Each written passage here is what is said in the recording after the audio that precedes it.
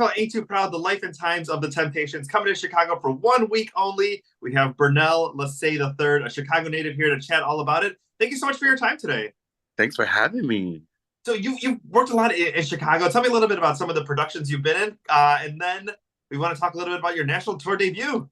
Ooh, yes. So I'm born and raised in Chicago on the South Side. So it kind of just started there and like migrated out.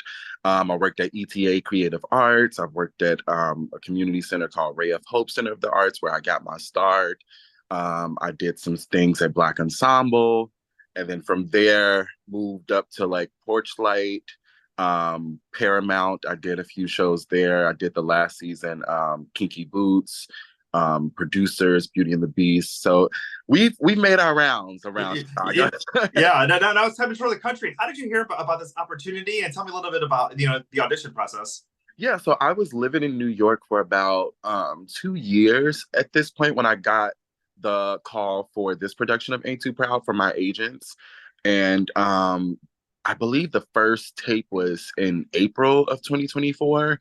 And then after about six work sessions and callbacks until like the second week of July, which was the final callback, I got an offer probably around that time. I want to say like the second or third week of July was like the final callback. And then the week after, I got an offer.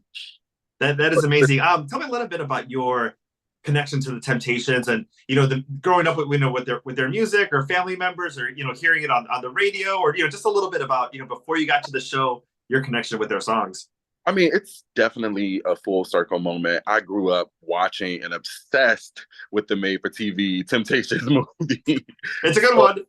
yeah, I mean, I probably could recite it word for word. So I was very well connected with all of the characters. I loved Otis, always loved Paul, and loved Melvin as well. And I get to, play all three of these parts is just kind of like a full circle moment because I've always felt related to these characters.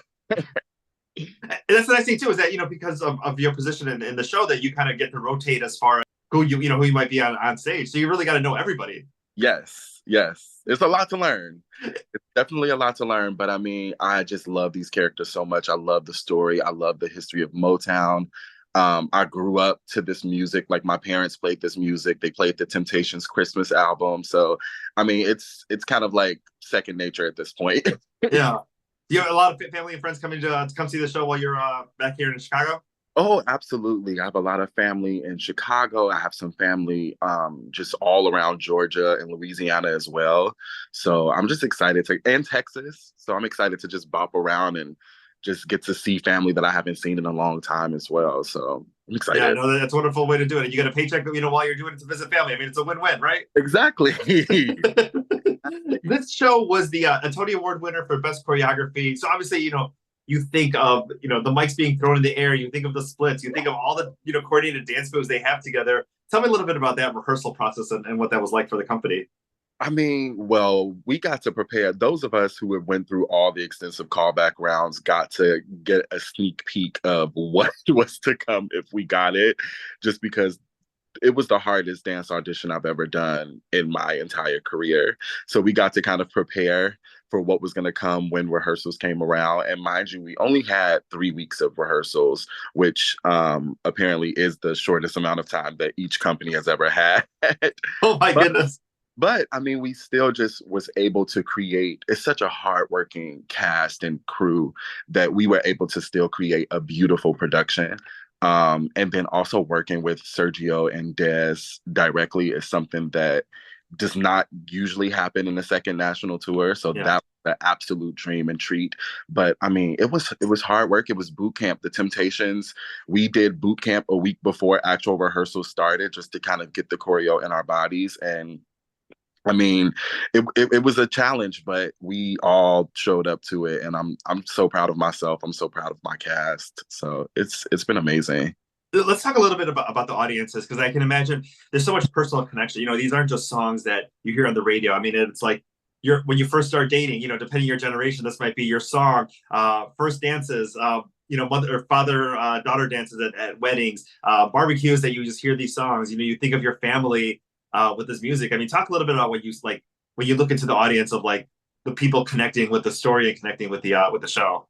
I mean, it's so beautiful. I was so emotional by literally by the top of the show until the end of the show, just because you can hear the audience react to every little tidbit. Like when Otis talks about when The Way You Do the Things You Do came out, and how it was an unexpected hit. You hear the people relating to that fact because clearly music takes you back to the time period of when you first heard that song. So it's so beautiful to connect with the audience like that, because I mean that's our goal as artists, is to connect with people. So it's so gratifying, and it literally happens from the top until the end of the show. Just this magical connection with the audience. So I'm excited to just see what it brings from each city, especially Chicago. Let's go through a couple songs, but I can imagine people are dancing in their seats. People are, you Yeah. want to get up at some point, but you got to, kind of have a little bit of self-control. But like let's just talk My Girl. When My Girl comes on, what is that feeling like in the audience? I mean, it's electrifying because you see the people waving their hands, you see them clapping to the song, you see them verbally screaming out. Like it's literally a concert. It's something that I've probably never experienced in my musical theater career, and something that one of our directors have said on tour is just that this is a music concert, dance concert, and play all wrapped in one. Yeah. And it's so true. Yeah, and, like you said, there was the TV movie, but also too, this was a time before social media, so like a lot of those like stories you didn't really get to know until like you really got to see the show. So especially seeing like this, some people may not have known some of the inner conflict and what happened with the different band members as they were exiting and coming back and whatnot. Absolutely. Absolutely. A lot of things that I didn't know. I didn't understand the relationship dynamic between David and Amy. I didn't understand that Otis was really the founder and creator. He had multiple groups before the Temptations, and just his tenacity and relentlessness to achieve this dream is so inspiring, and something that didn't register to me. So I'm excited. I want to ask too, because like I have a couple of friends that are theater teachers, and they've talked about some of the shows with like 90s and 80s music that obviously, if you grew up in that generation, you've sung these songs out in your car, you've gone out to clubs listening to these songs, but some of the younger cast, don't have that same kind of connection. But talk a little bit about this, because I'm assuming that like everybody has some kind of connection to the Temptations, but kind of learning and singing, but maybe not having that familiarity. I'm sure there's like pluses and minuses as far as the cast goes, but like talk a little about maybe some of the younger cast members and like their connection with the music. I mean, well, you can kind of see that Temptations is the foundation for the other boy bands that came out. Like I see the connection, even in the choreography, I see connections to New Edition, and then I see connections to Boys to Men, and, even the Backstreet Boys, connections between all of these boy bands, and how like the Temptations really is kind of the foundation for all these things.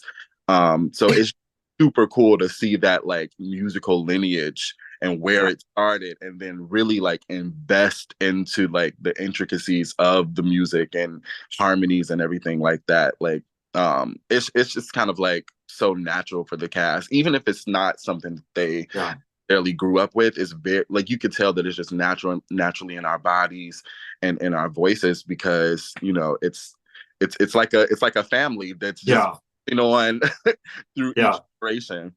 Yeah, no, it's one of their music is timeless. Their story is timeless. Definitely go check this out, September 24th to the 29th at the CIBC Theater. Of course, we're talking about Ain't Too Proud, The Life and Time of the Temptations. BroadwayChicago.com for those tickets. Bernell, thank you so much for your time today. Thank you, Rudy. I'm so grateful for you. This was wonderful. I mean, I could talk about this for like, another additional 3 hours, but I said I'll keep it to like 10 minutes. All right. Yeah. Well, another time. Wonderful. We'll see you at the theater next week. Awesome. See you soon. Thank you. Bye-bye.